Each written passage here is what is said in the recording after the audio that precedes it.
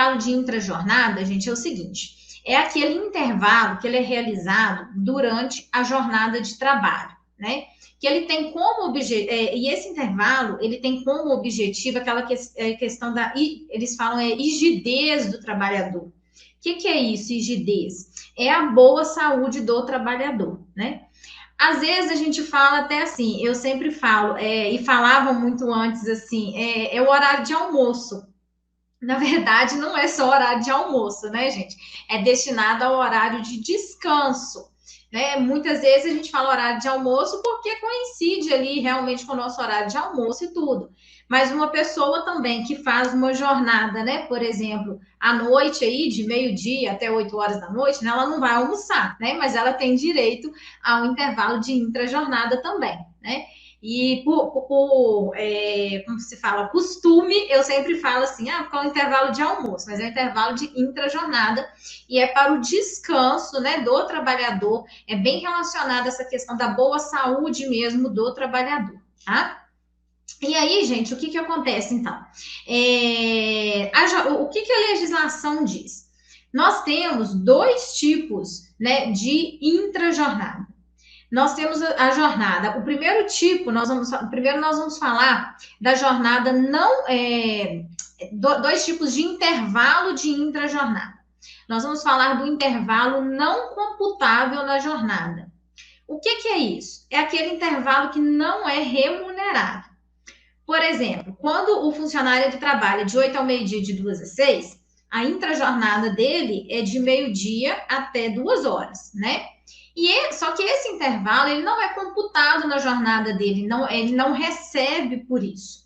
Então, é por isso que chama-se intervalo não computável na jornada, ou seja, ele não é remunerado.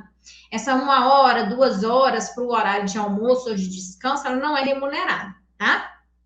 E aí nós temos também um outro intervalo que a gente chama de intervalo computável no caso, tá? São os computáveis, e aí nós vamos falar dele depois, tá? Primeiro nós vamos falar desses não computáveis, que são os mais importantes e os mais comuns, tá?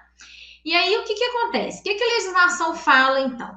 A legislação diz que os intervalos mínimos são o seguinte, é a jornada, quando o funcionário ele trabalha em jornada superior a 6 horas, é no mínimo de 1 hora e no máximo de 2 horas, gente.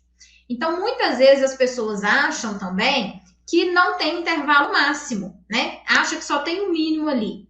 Mas tem. Existe também um intervalo máximo que tem que ser respeitado, tá? Com a reforma trabalhista de 2017, esse intervalo mínimo de 1 hora, ele pode, se tiver convenção coletiva, né? Ele pode ser negociado, né? Então, pode ser que tenha na convenção coletiva a redução para até 30 minutos. Mas aí tem que estar expresso na convenção coletiva, nos acordos. Se não tiver expresso, é no mínimo de 1 hora, tá?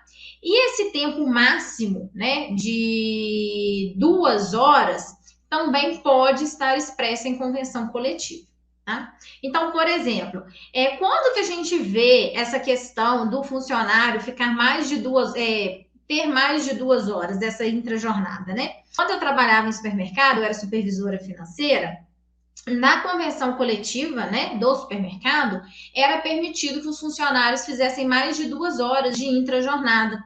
Se não me engano, eram 3 horas, se eu não me engano.